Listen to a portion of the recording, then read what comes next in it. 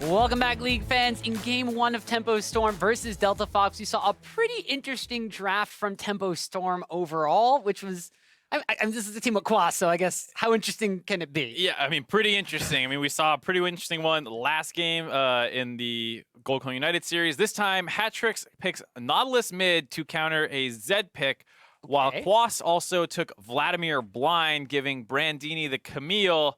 And overall, that creates a pretty tanky team comp for the side of Tempo Storm, and that was one of the big problems in this game, where they were actually able to become very, very difficult for Delta Fox to punch through. Yeah, I'm just like looking over my notes that I have for these two teams, and those picks still don't make any sense in my head. Yeah, that's not really something you would have prepped for. And like, oh yeah, that counter pick we thought they would go with. I mean, the Vlad for Quas does make a little bit of sense. He played that a lot top in the LCS when it was one of the power picks available, but did see a little bit of love. I think in 6.3 it had a small buff, but still not something that you would generally say is blind pickable. Yeah, well, it definitely saw a little bit of love in a previous patch. He's been playing it a lot in solo queue. It's something that he thought was going to be an extremely strong pickup. And I mean, you mentioned the fact that Tempo Storm was extremely tanky this matchup, and just kind of goes to show that. We have a replay from the middle stages of that game where Delta Fox, even though they had a lot of kills on Zed, there was no way to really break through this tanky composition of Tempo Storm. Right, you see Quas basically zoning out the entire backline by himself, able to get a lot of healing from his ultimate. He flashes back in there to clean up some members, and then on the bot side, Hatrix with that mid lane Nautilus matching up pretty well into the Camille and able to finish off Brandini there. It's just such a strange team comp to see and how it works. I mean, it's interesting, though, because we've seen, Echo Fox previously, the sister team, the LCS version of Delta Fox, had been... in previous season had KFO and Frog kind of switch up their lane assignments when they were playing different kinds of champions. This time around, like, not unless you see a top laner, Vladimir, maybe you could pass as a mid lane. Maybe I'm just making excuses here at this point, but yeah, I mean, that's a pretty tenuous connection. I'll give you that. I don't know, but Tempo Storm definitely had some very quick decision making with this composition as well, especially around objective control. Later on in the game, they're baiting out a Baron. As soon as Delta Fox go for that bait, they immediately turn and just blow them up. Right, so you see the Camille open things up, and Quas takes that as a free line to the back line once again on the side of Delta Fox. He has so much sustain and healing. He has the Zhonya's keep him alive as well. It buys enough time for the tanky team comp of Tempo Storm to finish off the members of Delta Fox who was diving onto their side. That's one of the things when you're playing against the Zed. If you can just lock him down, stop him from being able to assassinate people, or just be tanky enough that you're not really an option for him to go for, it made it pretty hard because he only had one target that the Zed really wanted, which was the AD carry. That's right, and while I'm really excited to see what comes out in game number 2 of this one, because we've already had a lot of interesting picks in game 1, so why don't we just get a refresher on these lineups really quick so we could start this game off. On the blue side, it's going to be Delta Fox. In the top lane, Brandini. Their jungler is Grigny. Mid lane is Demonte. On the bottom side, it's Shinon and Bait. And on the red side, it's Team Tempo Storm. The top lane, it's Quas. Jungle is Sentinel. Mid lane, Hatrix. And bot lane, Freeze, supported by Sheep. And of course, with Tempo Storm taking game number 1 away from Delta Fox unfortunately not going to be able to qualify for the Challenger Series playoffs anymore. They were sitting at 4 points beforehand. They needed a 2-0 to jump up to 7 to try to contend with that middle of the table pack. Now Tempo Storm is 7. GCU wound up picking up a win here. Big God Jackals will have 6, and they can only get 5.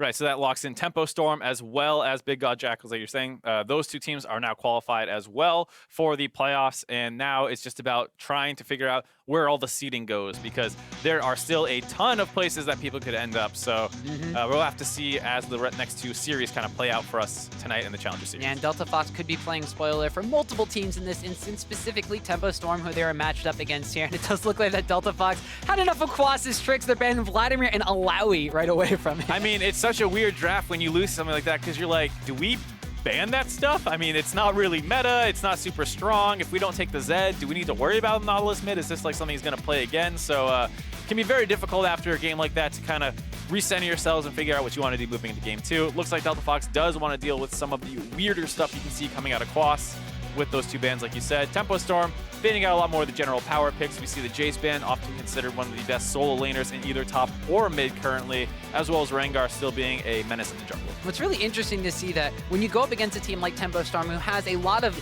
different picks in different lanes. I mean, now they have a Nautilus mid that nobody knew about. Sentinel has Vi in the jungle. Quas has played 6 different unique champions, 7 now that the Vladimir's been come in. In those circumstances, when you force them to play meta, that's something that they've actually struggled with, whereas when you let them get these quirky picks and do their own kind of style of play, set the tempo, so to say, of the game straight from champions. So like they wind up winning. Right, and it looks like other people are getting involved on the kind of crazy picks now as well. We always talk about how Quas has always got the Swain, he's got the Alawi, he's got all this stuff.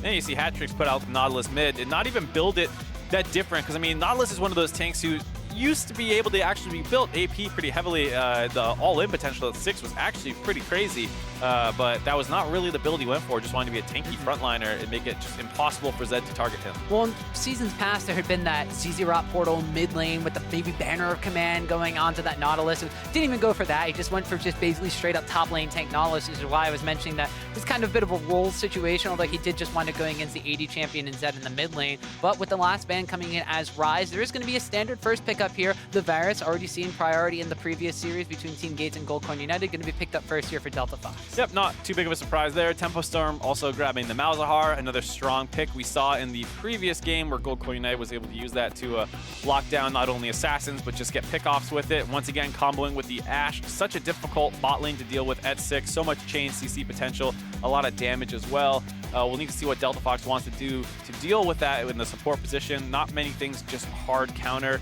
Malzahar, Lulu being a pretty common one. Maybe that's what they end up going with. They're hovering it right now. We'll have to see. Well, the Malzahar Ashe combination is something Tempo Storm demonstrated good mastery over straight from the get-go. In week number 1, they wound up busting that out, and they won their game very hard. They picked Vi in the jungle as well, and they had Quas kind of doing whatever he wanted on the other side of the map, and the core unit of 3 just picking people off whenever they tried to go deal with Quas or went and tried to deal with Hattrix doing something on another side lane. So they have the core of that again in their bottom lane. They've been a team that plays heavily around Freeze. When he has that engaged potential on a champion like Ashe or Varus, that's what Tempo Storm thrives upon. I mean, a lot of teams in the Challenger Series really show a ability to play with the chain CC comps there. They're a little simpler to play. You just have to hit one ability, then everyone kind of follows up on that, and it sets up a pretty easy way of getting picks in the mid game and even the late game to set up objectives later on. So all around, it's just a super strong comp that doesn't even have too many huge weaknesses. A lot of the picks that you use to build a comp like this are pretty meta. Vi was definitely a little out there, but you can substitute it with other things.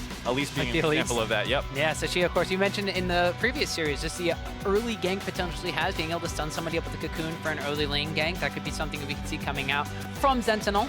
But, I mean, Tempo Storm, they still have a lot of things left open. They have 2 solo laners, and with now Hattrix busting out random picks and Quas, I mean, anything's game at this point. Yeah, and I think the big thing is the fact that Delta Fox already has a pretty good composition for dealing with what Tempo Storm shows that they want to do so far. They have the Shen and Lulu. That's a lot of shielding and defensive abilities for a single target, which is what Tempo Storm's comp really does. It's not a ton of AoE CC or anything like that. It's all single target. So Delta Fox does have some tools to deal with it right now. We're going to have to see how both teams decide to round out their team comps. Lots of shields, lots of health, and they have lockdown potential coming out from the Varus. We'll have to see, as you do mention before, what they wind up rounding it out with. There's going to be a Talon ban, I believe that is, from the side of Tempo Storm, which is not something we've seen all too much in competitive No, theory. we haven't seen it a ton, but there's been a lot of murmurs about it. The fact that it is one of the strong AD assassin picks right now. People have been saying, oh, it's coming, get ready. We saw it make an appearance in LCK. It won that game, but wasn't super impressive. It's a little hard to say exactly how powerful the Talon pick is in competitive because we just don't have enough data, really, to say. But it looks like Tempo Storm doesn't even want to have to worry about that. It's a little bit of a fringe pick, so they just take it out. Yeah, and Kha'Zix's actually being banned away as well. The Graves is still up and available if anybody wants to take it for a jungle pickup. We'll have to see what other champions from the pools get pinched by her by Delta Fox. Like you mentioned before, solo laners the ones that Tempo Storm wants to pick up, and at this point, like, you're pretty much taking a shot in the dark at this point as to what these 2 guys are going to play. Right, I mean, you do see a fair amount of solo lane focus. We see Rise, Jace, LeBlanc, Alawi, Vlad, Victor, GP, so people are going to be forced onto probably more standard picks here in terms of what they have to go with. You might see more like the Orianna or Cassio, as well as a tank most likely coming in from Tempo Storm. But I shouldn't count Quas out yet. The Swain is still available. Maybe he goes back to that as they start out with their mid laner grabbing the Orianna.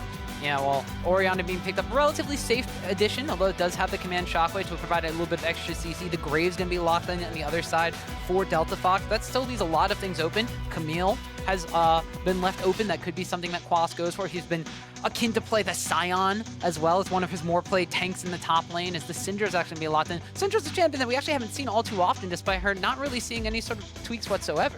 Right, and the thing about Tempo Storm's comp is they really do need a tank. So like you said, no surprise to see the Scion come in. They were a little squishy. They needed a frontliner, and they go with the Scion. And it's definitely something I wouldn't be too happy with if I was on the side of Tempo Storm. You want one of the more powerful tanks. You want the Nautilus. You want even the Maokai or Poppy at this point, and the Scion, while it has some things that are unique, arguably better engaged with its ultimate, a very annoying passive to deal with. It doesn't quite have the guaranteed lockdown CC that a lot of the other tanks tend to have. So you do have an Orianna on your side now, though, so you have a free passage to get that command shockwave in, pending Quas doesn't run past it. And you have enough other CC available in the team comp in that sense where Ashe, you know, Malzahar, Elise can start the fight off. So we'll have to see how that works out for Tempo Storm. Well, it's a very similar composition what Tempo Storm have run in previous weeks. The Ashe and the Malzahar combination in the bottom lane has been, as you mentioned, effective for basically every single challenger team. Tempo Storm showing mastery of that themselves. Plus, the Scion pickup has been something that Quas has been perchance to go bottom lane as soon as he is level 6 to try to force that duo of Sheep and Freeze ahead. Right, but he hasn't been able to connect on a lot of those. We've seen him try to do it a number of times, but it often results with nothing, and he just ends up down, you know, CS, or he has to burn his TP to get up top side. So we'll have to see if they're able to actually pull off a play like that on the bot side this time, because there's a Syndra in the mid lane who might be looking to take over the early game. Well, we are on the Rift for game number 2 here of Delta Fox versus Tempo Storm. Tempo Storm looking to get themselves a good 2-0 in this situation, break themselves away from that mid lane, that middle of the pack, second place teams. We already saw Gold Coin United, one of the teams they were tied with, took a 2-0 over Team Gate. So if Tempo Storm want to keep pace with them, they're going to need to take a 2-0 here over Delta Fox. Gold Coin United did it last week. Tempo Storm want to try to match him here. Right, and I think, you know, minus the Scion being a little bit of a strange pick, the rest of the Tempo Storm team comp I actually really like. So we'll have to see if the Scion just kind of, you know, can do his job frontlining while the rest of the team is able to kind of control the team fights. Delta Fox, on the other hand, have a much more difficult team comp to play off, where they have a lot of defensive tools available in the Lulu Shen, but not the best hyper carries behind it. Graves being one of the best damage-dealing junglers, but a little low on CC otherwise, where they have a lot of single target kind of skill shot CC in the Varus and Syndra, some burst, some poke, a lot of like different things that their comp can do, but not really the best at any of them. That's very true. They have kind of like they have a different style, but Tempo Storm has. Tempo Storm has a lot more of the easy point and click lockdown. The Ashe Arrow can lock people down from very far away, whereas Shinon's Varus is going to have to be in the thick of a fight to land one of those chains of corruptions just within range. But then they do have a lot of single target burst potential. They also have a lot of potential to protect people. The Syndra is known for her large amounts of damage, but of course being able to use the Scatter the Weak to push people away, knock the Malzahar out of an ultimate, disrupt that CC chain. They have a lot of ways to disengage as well. As Tempo Storm looked like they might have tried to go for that cheeky level 1 red buff steal with the Voidlings, but they are spotted out by the side of Delta Fox, and they will back away. Right, Baby was able to spot Malzahar peeking his head out of the brush. Ultimately, probably better for Tempo Storm that they didn't even attempt that. Grignay was on the bot side of the map. He was going to be able to contest that if they decided to go for it. Also, the fact that Baby was there as well would have been hard for Tempo Storm to come out ahead in that situation. Instead, they just back off and get the push advantage in the bot lane. We'll have to keep our eyes peeled on this bottom lane, as both of these teams have tried to play around these bottom laners. Delta Fox doesn't necessarily play around Shinon in the fact that they try to gank for him and get him super far ahead, or the fact that they rely on him being a very solid laner, and other teams have targeted him in such as they try to shut him down early on and get their own bottom lane ahead. Instead, we've seen Delta Fox kind of give Brandini a little bit more of the matchup love in the top side of the map. But although this is an interesting matchup between the Shen and the Scion, it's still a very tank versus tank oriented lane. Yeah, I mean, that's one of the things about Scion, is that he does lane relatively safely into a lot of different things. Starts the corrupting pot, just chugs things out, uses his Q to farm from range, has his E as well once he gets a couple more levels, and he's just a very hard champion to punish overall. I think a lot of the action will come down to what Elise is able to do and what Damonte is able to do. The Syndra generally being considered a fairly strong pick into Orianna. Orianna can always go the very defensive double E, Negatron Cloak early build, but not everyone opts for that, and I mean, it is still very difficult to play even when you go into that kind of build.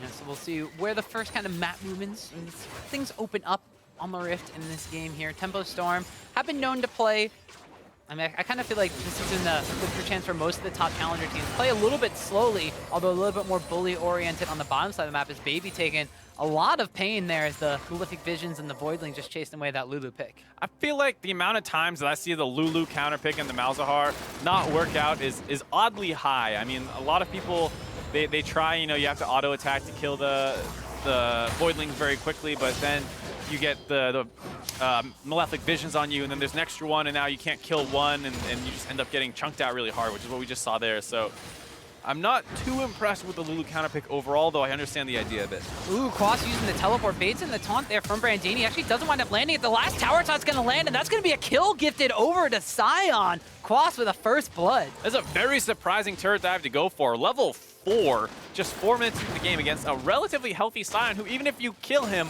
he's going to come back up. It's such Probably a dangerous, kill you. It's such a dangerous dive to go for. The teleport being channeled, they're baiting it before the minions even kind of came into the tower range. So even though Brandini didn't land the taunt, he still wound up drawing tower aggro because there's nothing else for the tower to hit at that point. So not the kind of early game that Delta Fox is hoping for. Right, and I mean, the one nice thing is the fact that Quas did have to use his TP to kind of bait that, so he can't quite teleport back up here and try and push his advantage too hard. But I mean, he got the kill, so it's totally fine for the Sion. Well, and he goes back and utilizes his much gold accrued from that first blood and a little bit of CS by Ruby Crystal and a Doran's ring in addition to his pair of boots. So already Quas doing some Quas-like things. Yep, not just opting for straight defense like a lot of people tend to do on the Sion, getting the Doran's ring, trying to get some extra damage in there with his easy things. Yeah, but on the bottom side of the map, we mentioned a little bit earlier, Tempo Storm tend to try to play through this side of the map. If they're able to get freeze and sheep ahead, that's usually things that work out well for them. And you mentioned the Lulu counter pick. I'm kind of in the same boat as you. I don't necessarily feel like it does what it wants to in lane, but as we saw this replay here on the top side of the map, we see that Brandini, unfortunately, gets baited in a little bit too hard with that one. 2 flashes burned as Grigney had to flash out as well. Right, and despite how bad that dive went, you know, Delta Fox still ahead in gold. They have a number of CS leads, and they have a ton of vision control along the top side jungle. So they're going to be able to track Sentinel pretty heavily over the course of this early game now. And Tempo Storm going to be pretty happy they picked up that first blood because they would be in a big hole otherwise. Well, you mentioned that Elise may be one of the playmakers from the side of Tempo Storm in the early stages of the game. So Delta Fox recognizing this, going for as much early game vision control as possible, trying to keep tabs on exactly where the Elise is going to be to make sure that Sentinel won't be able to go for an aggressive gank in a lane that's pushed up too far or counter gank somewhere that we were going to potentially see Grigney going for. It's also going to let Grigney know that where Elise is, he can just kind of power farm or potentially go for some of the jungle invading that we did see him doing earlier, which prompted that dive. Ooh, missed the cannon. Unfortunately. Painful to see that. As we see, it looks like Tempo Storm getting a lot of vision on the bot side jungle here. I wasn't sure if they were going to consider doing the dragon. They do have a lot of those kind of token minions, to steal a term. Oh, the token minions. Yeah, from I remember Magic. this. This is the conversation we had not that long ago. Right, they have a lot of the token minions with the Elise Spiderlings, the Malzahar Voidlings, a lot of different ways. Expendable troops. Right. Let's see.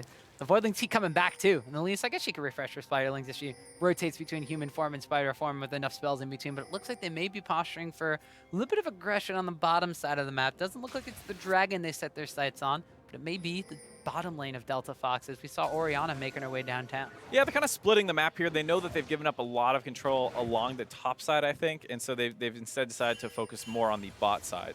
Yeah, and at the same time, we see immediately Grigney responding by going into that topside jungle, noticing that there is no Sentinel there to be found whatsoever. He is going to be counter-jungling away. Multiple pings go down, and they know that he's up there. But as they try to make a force onto the mid lane, Damonte just ekes up towards that top side of the map, and they know Grigney's there, and they do not want to chase after. Yeah, I'm surprised they're not putting a little bit more pressure onto Quas with this amount of vision control they have on the top side. Quas does have a handful of wards out for himself to kind of spot that coming, but doesn't look like they're actually going to pressure him as hard as Tempo Storm is pressuring around the bot side, forcing them away from this minion wave that's hitting the turret.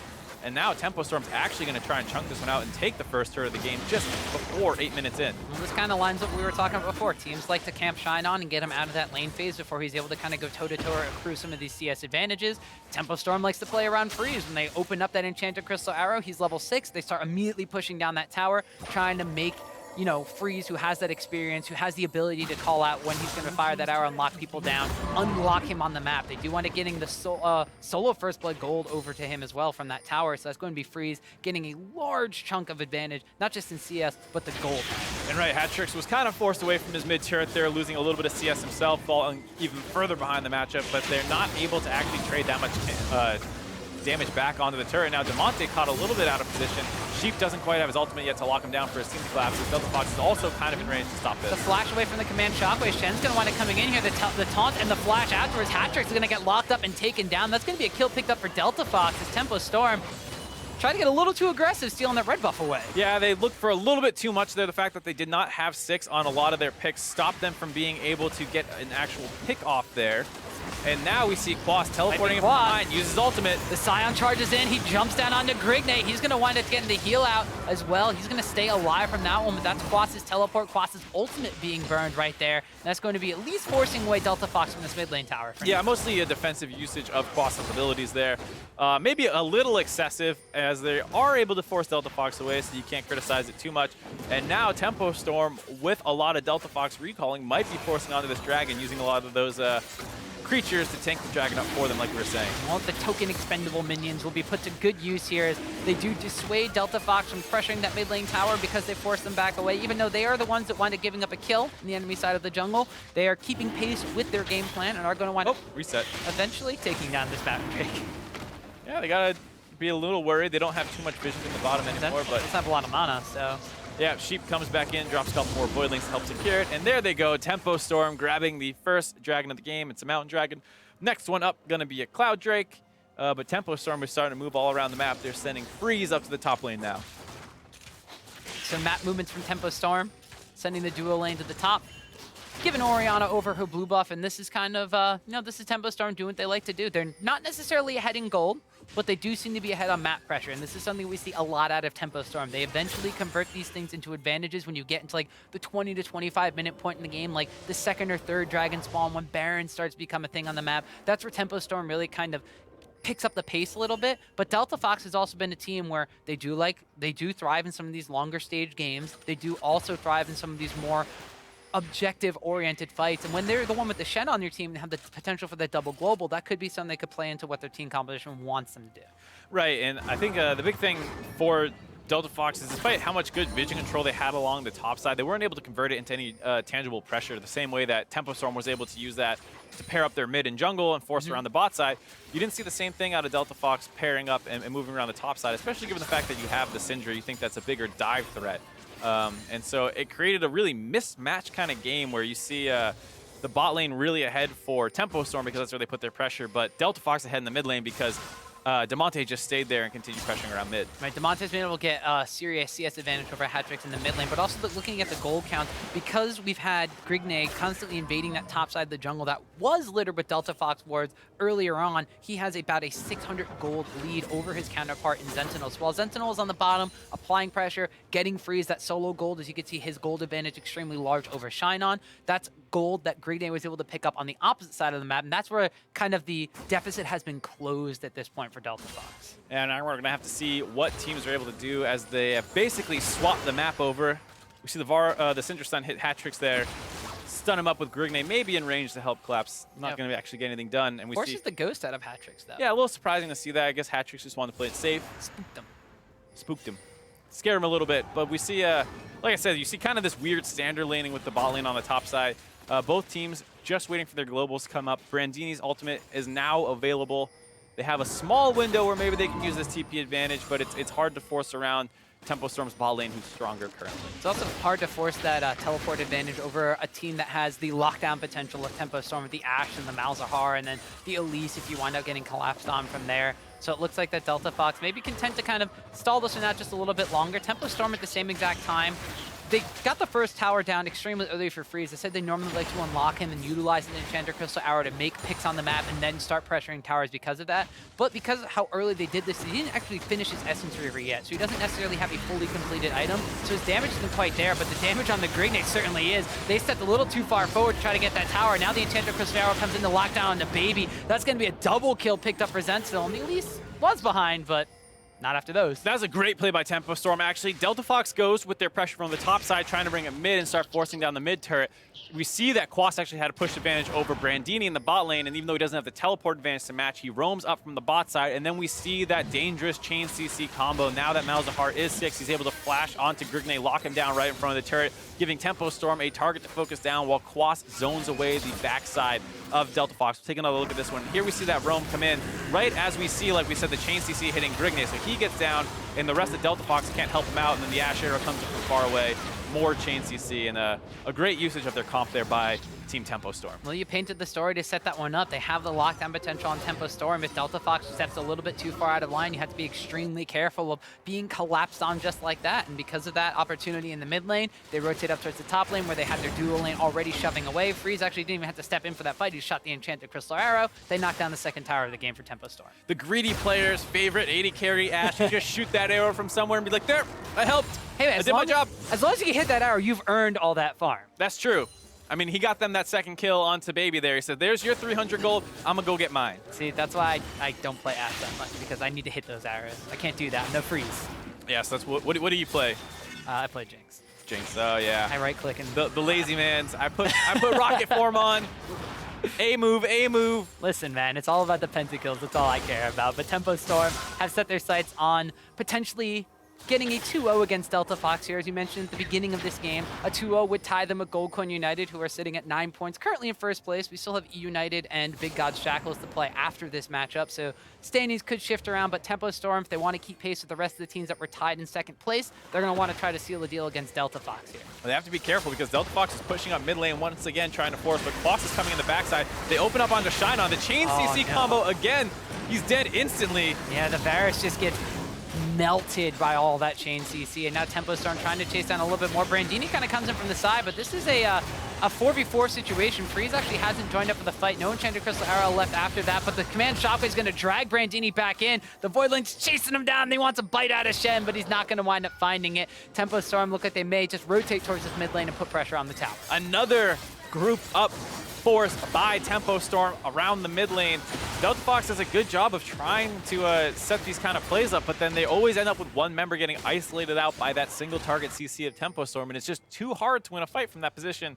As we see Quas there trying to use his teleport a little cheekily, you know, Guys, keep a minion alive, finish the turret. You can take that tower down, the minion will keep it alive, but Delta Fox, although they lose their 80 carry, they're going to be the one that winds up taking down a tower in the mid lane here, so they traded the life of Shine On for the life of a tower, and actually closed the gold gap after that fight just by a little bit, and they're going to continue with this aggression. They're moving into the blue buff area, they're stealing this one. They're not letting up on Tempo Storm just because they've lost someone. They might get a little bit greedy here going for this dragon, but Tempo Storm, they've had staggered recalls, and that teleport was used to try to tank up that tower. They're not in the area to actually contest this, and even though Delta Fox lost a man in that fight, they're taking a lot off of the back of it. Right, I mean, the way Tempo Storm decided to allocate their resources after they got that one kill was a little questionable. They tried to extend looking for another kill. They get forced away from that, so they decide to push in the mid lane. But then once they're forced away from the mid lane, they send a lot of people back to recall, and Freeze went topside to push out a wave, which basically totally vacated the mid lane. So, you know, Delta Fox says, okay, well, we'll finally get this turret we've been trying to force around. They do that. They grab the blue buff. They move to Dragon, and now they move once again over to the bottom outer turret. That's a huge macro mistake out of Team Tempo Storm. Yeah, and that's just Delta Fox picking up free gold off of the map, and they're going to continue to shove in that bottom lane here. Tempo Storm trying to answer on the top. They will wind up blocking down Brandini under his tower. They pick up a kill for that one, but they have to burn the heal out here as well. Damonte's going to wind up using the cleanse, and he picks up a kill on Sentinel, so that's going to be Damonte defending that top lane tower as Delta Fox tries to get the tier 2 in the bottom lane. A flash forward and the command shockwave go out from Hatrix. Grigny's actually trying to turn this one around. There is going to be Quas being chasing after on to Shine On, so that's going to wind up trading across the map. But on the top side, Syndra's able to pick up another kill as well. So while chaos has exploded everywhere on the map, it is going to be multiple kills going back and forth. But altogether, it's a 2,000 gold lead for Tempo Storm, which is smaller than before that first fight in the mid lane started. Right, so we talked about the fact that Freeze had stayed along the top side to get the minion wave pushing in his favor. The rest of Tempo Storm, as they decided to not contest the bot lane that Delta Fox was staying to take around the Dragon and outer turret, they move up to the top side to push in and force a play up there. Delta Fox goes for the mirror play on the bot side, but both teams overextend going for their respective objectives, losing 2v3s on both sides of the map, where Tempo Storm comes out a little ahead off the end of it, but still not great play out of either team there. Yeah, because Syndra was chasing after Malzahar in that situation. Freeze wound up rotating down to the mid lane. He knew that there was nobody to stop him there, and that mid lane tower taking a lot of damage beforehand. But this all starts off the back of a weird trade situation. Tempo Storm overextend a little bit on this top side. Right, and we see that Sentinel ends up having to go down, be the sacrificial lamb, or so you think. And then somehow Syndra's able to get in range to pick up another kill later. It looks like Malzahar is just recalling an unsafe spot, as we see on the flip side of the map. You know, a good collapse by Hatrix, able to go over and help Yeah, Hatrix was able to go over and help Quas, who was trying to hold the turret 1v3. Sign is a notoriously tough tank to deal with because he has his E and Q to deal with wave clear as a shield to keep himself safe. And so, you know, Quas able to defend that push as well. Both teams making mistakes, overstaying on the map in a lot of situations, not wanting to back off their calls. It's nice to see that these teams commit hard to what they want to do, but they could definitely use with a little bit more caution overall. It seemed like both of them thought that their 2 was potentially stronger than the opposing 2 to defend against the 3. It was stronger against the opposing 3, and it winds up being Tempo Storm coming out slightly ahead because that mid lane tower had taken so much damage from a previous play, which all started off of picking off Shine On and somehow Delta Fox getting the towers and setting up that situation to begin with. So I'm a little bit lost in this one because it's gone a little bit topsy-turvy. I mean, basically, the teams have split the map almost this entire game and continue to do so. Rarely are they ever matched in terms of pressure, so it's definitely been an interesting game from a macro level.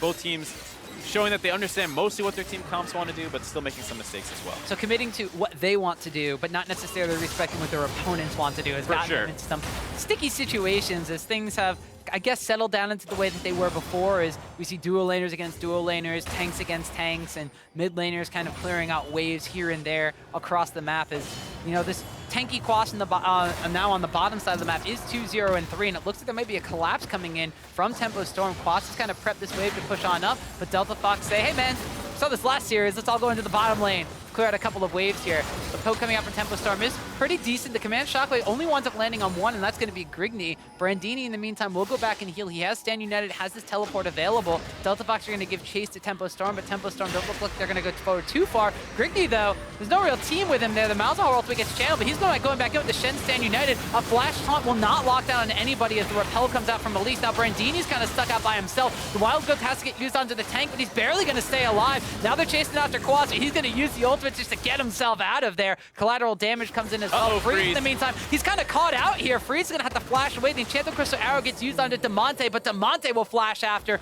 pick up a kill for himself. 3-0-1 on the Syndra. Things get turned around by Delta Fox. Huge overextension by Sheep. I mean, Tempo Storm had a good idea there. They had Quas chunking out. Brandini, the team, rotates down from the mid lane to try and cut them off around the turret. And then we see Hatrix had a nice ultimate to try and pull in multiple members of Delta Fox. Just misplaced it so that he only pulls in Grigny. And then once that Orianna ultimate's down, the rest of Team Tempo Storm really does need to back away there. And that seemed like what they understood. They seemed like they understood, okay, we can't really force around without our Orianna ultimate.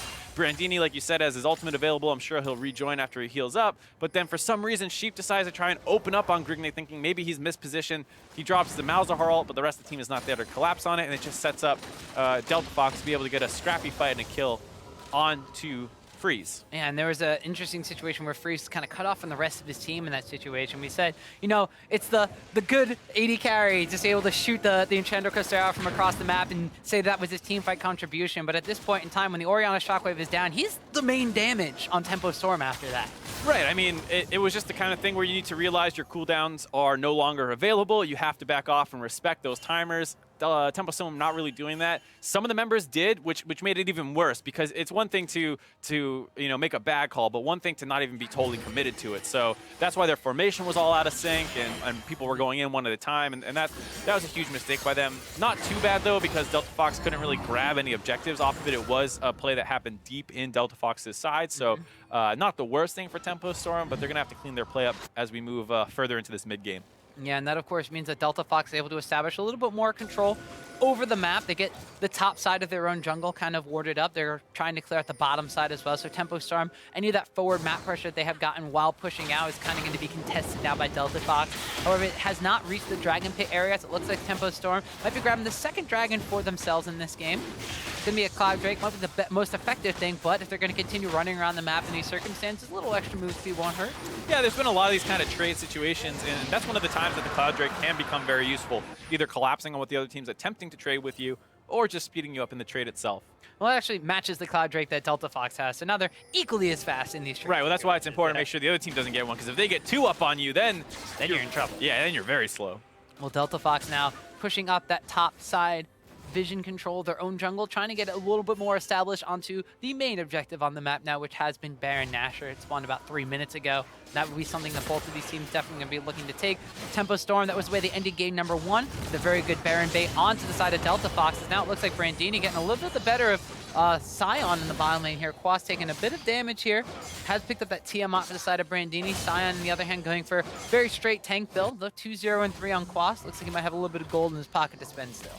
Yeah, we'll have to see what they choose to do. This is going to be a lane matchup that I don't think much will happen in. It's one of those wet noodle fights where they have to fight. Tank versus tank won't have anything happen in it? I mean, they might get low after a minute and a half of fighting, and maybe the teams collapse or an Ash arrow comes flying in, but who knows? Sneaky Ash arrow. Yeah, it's more likely that the tanks join the rest of the team as opposed to the teams coming to the tanks.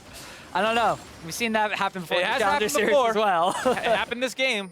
Could happen again as Quas looks poised in the mid lane to ult straight down it. Here he goes. Yeah, he's going to charge up the Sion ult. They're trying to find a target. Looks like it might be locking onto Shinon. He will want to get out of there in time. The Enchanted Crystal arrow flies the flash away from Shinon. Now it's going to be Grignay takes a little bit of poke from the opposite side here. This will be the fact that Tempo Storm, they use their engages, they don't land any. But it is still a successful engage. It's the kind of thing you need to realize that you used maybe a minute and a half cooldowns to force out a 5-minute cooldown on the side of Shinon. He is now without flash, back off, deal with your minion waves, reset, and then force that play again in another minute and a half when your cooldowns are back available, and you might be able to actually turn a play. And it's something that a lot of teams actually struggle with is finding those repeat opportunities and being afraid to pull the trigger on the first one. When people have the ability to flash your ultimates, it can be scary to go for that, you know, Malphite ultimate or something along those lines. The Sion ultimate, people can easily flash out of it.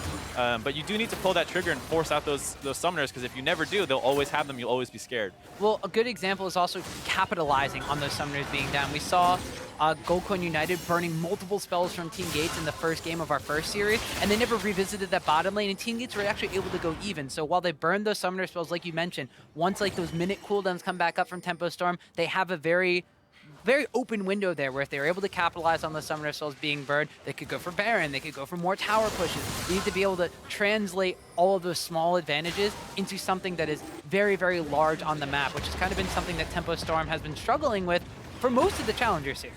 Yep, and there we see a pretty interesting situation where Delta Fox grabbed control of the Baron pit but couldn't actually do anything with it. So Tempo Storm goes up mid, forces really hard onto Delta Fox, trading 1-for-1 in the kills though. Yeah, the 80 carries are both ones that pick up kills, and the opposing supports is going to be Elise coming up and going straight back down. Shinon picks up a double kill for himself in that situation. So a little bit of a force coming out there from the side of Tempo Storm. Yeah, that was a huge mistake by Tempo Storm. They forced way too hard around that bot turret. Like I said, they had forced up the mid lane, grabbed priority of that wave, and forced Delta Fox to take the long way around, as well as the fact that Syndra had split up to the top side to finish off the outer turret. But they went too hard on the dive, and it was traded back.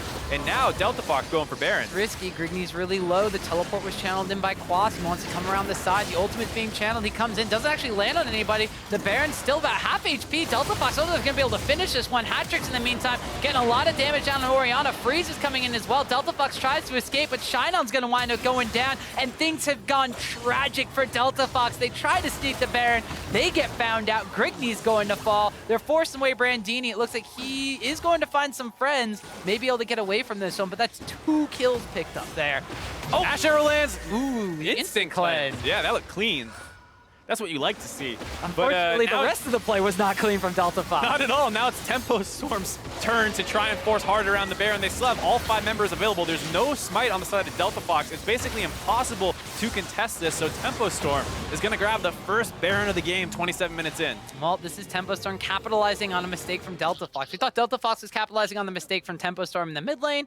They overstay their welcome way too far. They go for a Baron when their jungler's super low, and it's Inception, Tom. You think that's our misplay? That's your misplay. Oh, man. That's unfortunate for Delta Fox, but fortunate for Tempo Storm, because that means that misstep they had in the mid lane kind of doesn't matter now that they have Baron. Yeah, and it's the kind of thing where you constantly see members of the teams very low and staying on the map. We see Damonte at half health here trying to push the mid wave. Hat-tricks is still half health, grabbing this blue buff away. The teams don't quite seem to know when to recall. It's much easier to get your reset off after the Baron and use the empowered recall, get back on the map, and then grab the blue buff versus deal with minion waves first, then recall, and then go back and get the blue buff, because that gives time for the enemy team to get pushes going. And you're also wasting precious time on buffs at that point too. Blue buff doesn't last as long as it used to. Baron buff still lasts a decent amount of time, but I guess it all depends on what the rest of your teammates are going to be doing at that point in time. It also depends on gold totals. Maybe you need a little bit more before getting that reset off. Shouldn't criticize that hard if I don't know what the available goal was at that time. But now we need to see what Tempo Storm can do with their Baron buff. They've grown to about a 4,000 gold lead off a couple of scrappy fights that they came out slightly ahead on. Turrets are equal, so it's mostly off that and a couple kill advantage. They're still down CS in a number of positions, up another one. So very, very different game where there's been a lot of different power spikes on different points in the map. Ultimate to get traded by both AD carries as an Enchanted Crystal Arrow and a Chain of Corruption go out, but it will be a tower going down in favor of Tempo Storm in that mid lane. We mentioned before, maybe need a little bit more gold for some itemization. Leandri's Torment, Death Cap, and Morello Namacon picked up for hat-tricks in Orianna, so that command chakra is going to be packing a punch. Freeze themselves actually stopped to go pick up a Hex Drinker, so that Syndra might not be able to one-shot Ashe as much as she thought she was going to be able to, and then off the back of that mid lane push as well, Tempo Storm going to be picking up yet another Dragon, Mountain Drake, and the third one of the game for them. They still have a lot of inner turrets available here. Tempo Storm with this Baron buff, not looking to close the game out, mostly trying to grow their gold lead a little bit more. Hopefully they can grab another one of these inner turrets. And Quas gets a wave pushing on the top side, doesn't have his teleport available, so it looks like Tempo Storm's going to focus on pushing the mid wave and then meeting up with him. Yeah, once Tempo Storm establishes all this control on the map, Baron buff may have worn off. Baron will be respawning in 4 minutes or 3 minutes after that. It looks like they're going to be collapsing onto Brandini. With all this map control, that's one of the things I was going to point out. Tempo Storm has the ability to bait Delta Fox into these corridors, utilize all of that chain CC, and then eventually take down tanky members like the Shen. And with still less than a minute left on that Baron buff, it looks like it's going to be this last outer tower in the top lane too. Don't know what Demonte was doing there. He was so far out of position with the fact that Tempo Storm had a pressure around mid and top. You know they're going to be swinging up there in a minute. He gets caught out of position now. He's down, and Tempo Storm's going to try and use his power play to potentially crack the inhibitor turret line. And with Brandini now down, no Shen available for the front line. There's no other tanky members on the side of Delta Fox. So Tempo Storm going to be content to try to push down this one. They saw their Scion available. There's still a decent amount of wave clear. You have a Varus, you have a Syndra, you have a Graves. So it's not going to be the easiest tower to try to push down. The Baron buff winding down. Tempo Storm look like they're just going to back away for now. Right, and they did blow a lot of ultimates to try and get that engage off onto the Shen, so it makes sense that Tempo Storm does not try and force too much, but it doesn't look like they're actually done yet. They're going once again at the turret. Ooh, Cross with the love tap on the tower. It does wind up dealing a decent amount of damage. Redemption comes in as well. Looks like with the last dying breaths of that Baron buff, Tempo Storm will take down that tower and prove us wrong. I like that they didn't overstay. They're trying to get the inhibitor either. Brandini on the flip side has teleported down to the bot lane to try and trade turrets. He's going to be able to grab this one, but likely won't be able to get too much more, though. It is baiting Tempo Storm into staying around the top side. They're going to try and finish off this inhibitor now. Yeah, the Stand United is still available, so they could wind up baiting them to an interesting fight, but it looks like the inhibitor is going to wind up going uncontested. Grenade winds up getting locked up. The Wild Growth goes down. The Stand United is also be coming in from Shen, and it looks like that he will barely stay alive. Syndra's going to start off the fight getting a shutdown to Orianna, but she will trade her life for that. Grenade's dropping extremely low, and Quas is so tanky in the front line, but he will finally fall. Now Freeze in the back line, getting as much damage done as possible. They will wind up picking up a second kill on the Malzahar, but Shen will trade his life for that one. Quas with the assist from beyond the grave will do that one, but that's going to be a 2 for 3 in favor of Delta Fox, but they've lost their inhibitor. You see just how close this game is and the way the two comps interact. They opened up with their chain CC combo onto Grignay, but Delta Fox had enough protection available to keep him alive through all of it. The Lulu Shen coming up huge there. And so Grignay stayed alive over the course of that fight, allowing Delta Fox to actually turn it and take a 3 for 2. But once again, because it's on their side of the map, they're unable to actually get many objectives off of it. Yeah, and even though they've opened up onto Grignay, all the shields, all the heals, all the wild growths in general are keeping him alive, and that's the single target focus from Tempo Storm's composition. But still, the fight ensuing after this one is extremely close.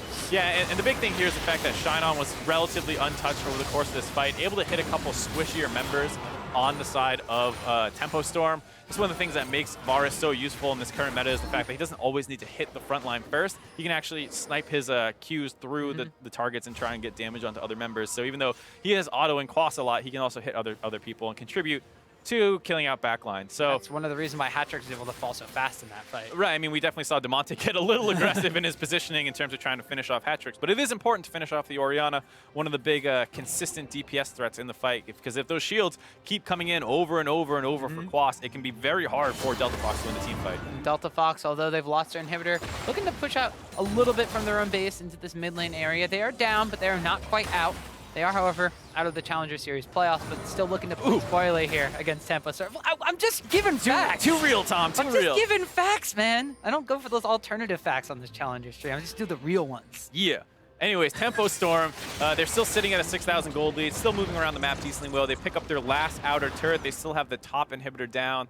Not too much else to grab right now, but Baron buff will be available again in 50 seconds. So they're in a great position to try and close this game out. Just grab some control around the top side, flip their vision up there, and then hopefully they're able to grab a fight around the Baron or just grab the objective itself. That's how they wound up winning game number 1. They grabbed the Baron. They grabbed the fight around the Baron buff area. They just destroyed Delta Fox. It's kind of been their kryptonite. In game number 2 here, Delta Fox thought they could sneak the Baron. Didn't quite have the damage to do so, and that wound up giving it over to Tempo Storm and set up the situation that Delta Fox now finds themselves in. Massive amount of gold in favor of Tempo Storm. It's not the same kind of gold lead that we saw, between Team Gage and GCU, but it's a manageable amount of gold. They've been playing the map extremely well. They have forward vision down. They have the ability to pick off anybody from Delta Fox that tries to move up and maybe by themselves or just ever so slightly steps out of position. They could close that game out by just securing that Baron buff. Right, and the big thing is that despite Tempo Storm maybe having some missteps, a lot of the time it was on the side of Delta Fox's portion of the map. So when things went wrong, they didn't lose too much as we see them obliterate 2 Baron Mountain buff. Drakes. I mean, that's a pretty useful damage boost to neutral objectives. Yeah, definitely. If you already see them just destroying Barons, and now not even needing to bait Delta Fox into a fight there. Now Delta Fox is going to have to play a little bit defensive on the map by themselves. Quas going to use his own ultimate to just get this bottom lane shoving up. The rest of the team looks like he might be content just go. Well, he's going a little bit far. No, it's just satisfying, just running over all those minions like a train. Very satisfying way of farming, though maybe a little costly if it costs your whole ultimate. I mean, the ultimate's already almost halfway off cooldown, so that thing does not have a very long... Yeah, I guess not, huh? Yeah, not a very long cooldown timer for that one. Is another dragon, the Elder Drake this time around, going to be spawning on the map, and with the bottom side pushing up, the mid lane shoving in as well. Tempo Storm may be going for this one, and saving from a miracle steal from the side of Delta Fox. No one's even in the area. Looks like it's going to be another neutral objective picked up. It's going to be 4 dragons. The Elder Dragon burn, the aspect of the dragon on that is going to be massive, massive advantage of Tempo Storm in this fight. We talked about how the last Baron buff not necessarily being the one that's going to close the game out for Tempo Storm, just wanting to grow the lead. This is the Baron buff where you want to end the game. You already have the top inhibitor cracked. You have double neutral buffs on your team. You should be able to win any team fight here, and you have the tools to pick one. So we're going to have to see how clean Tempo Storm can actually close this game out with all their advantages. The last fight in the top lane was extremely, extremely close, but now you've got massive amounts of dragon burn on this. So Claw's going to run in, just chunks that tower by about like a quarter of its HP just from using that Scion ultimate. He's going to be just locking up Delta Fox underneath the tower. The ultimate's being used onto Brandini. He's going to wind up getting locked up again and again and again. He's going to taunt and flash away from that, though, so he will not fall. The redemption comes out from Tempo Storm, keeping those health bars nice and high as they're going to be taking down the mid lane inhibitor right after that tower. The top lane inhibitor has respawned in just the amount of time to fall again as Tempo Storm are just wrecking havoc in Delta Fox. And you see how good Delta Fox's team comp is against Tempo Storm to keep in terms of keeping a member of their team alive. The problem is they're not actually able to turn that into damage back onto Tempo Storm. So even though Shen, despite how much focus he received there, didn't die, there was no damage being thrown back to Tempo Storm. So they're able to sit in this base and continue to pressure Delta Fox, now dropping their first Nexus turret of the game and continuing to fight. The Stand United was used, Grenades dropped extremely low already, and this could potentially be the fight that takes Tempo Storm to a 2-0 over Delta Fox and catapults them up in the standings heading into the Challenger Series playoff. The Enchanter Crystal Arrow lands on Brandini. He's going to taunt himself away, but there are a massive amount of minions in this base. Right, and it's going to be so basically impossible for Delta Fox to win the fight from this point on. They've already got this last Nexus turret down. They're going to be able to focus. Ooh, the shotgun goes down, Shinon falls, and as well as Grigne, the hopes for Delta Fox to try to play spoiler against Tempo Storm will also be falling down. Tempo Storm going to be taking a 2-0 over Delta Fox. They are going to break away to 9 points as well. That ties Gold Coin United from earlier this evening. Now with United and Big God's Jackal still left to play, we could be seeing a 3-way tie for first place. Oh boy, 3-way ties. Here we go. That was actually a pretty interesting game, I think, from even just a macro perspective, the way that the teams decide to split their pressure very differently. Obviously, you have Team Delta Fox focusing around the top side of the map, Tempo Storm focusing more on the bot side. That's where a lot of these CS differentials came from between the mid and the bot lane, as well as you know, Quas being able to get these good flanks off. Overall, a very interesting game in terms of how it actually played out. And it wasn't necessarily the cleanest of games either, but as you mentioned in the middle of the cast, it kind of showcased like both of these teams felt extremely comfortable playing to their style of the game without having all too much heed for what the opponents were doing. And that's some of those holes that Tempo Storm has kind of had throughout the Challenger series, and it almost cost them a little bit here. True, but I mean, if you compare it to Gold Coin United in the series that they played, Gold Coin United plays very safe, borderline too safe, you could say, where they're not turning enough plays, and they're you know they're getting the objectives slowly. Here we see that Tempo Storm clearly understands how their team comp should function. Sure, they might not know when to ease back a little bit and go for the resets and set the next play up, but overall they did show that they knew what their comp wanted to do and they were able to pull the trigger, and that's why you see a shorter game time overall than a cleaner team in Gold Coin United. Well, one of the things you mentioned was being able to capitalize on the blowing of summoner spells and going into these situations where they were going to be able to capitalize on those with the using their ultimates and using the pick potential they had to blow these longer cooldowns from the flashes on key targets like Shine On or key targets like Demonte Syndra, and then being able to capitalize them later on in the team fights. Even though they may have dove a little bit too far and things got a little bit hectic, they are still going for those opportunities and trying to play to their composition strengths. And interestingly, talking about playing to their composition strengths, I think they also kind of draft to their player strengths more than a lot of other teams in the Challenger series. Right. I think you can kind of say it hamstrings them at points where they don't quite have the most standard picks. Here you see a mostly normal team comp and then a Scion randomly thrown in, but they play well with the Scion, so it's hard to criticize it too much. And as long as they know how to play with their more pocket picks and they're not just these random lane counters, which we kind of saw out of Team Gates previously, you get to see that they're actually drafting intelligent team comps. Well, I mean, they still have their pocket pickups too. We saw Nautilus mid in game number 1. We wind up seeing a Vladimir from Quas in the top lane. So they still have some very interesting kinds of things. But, you know, while we can speculate about everything that they do have up their sleeves, we can just wind up going to an interview with one of their brilliant minds in the top lane themselves, because more on that game 2 win. I'd like to welcome Quas to the broadcast via Skype. How's it going? Hey guys, it's going pretty good.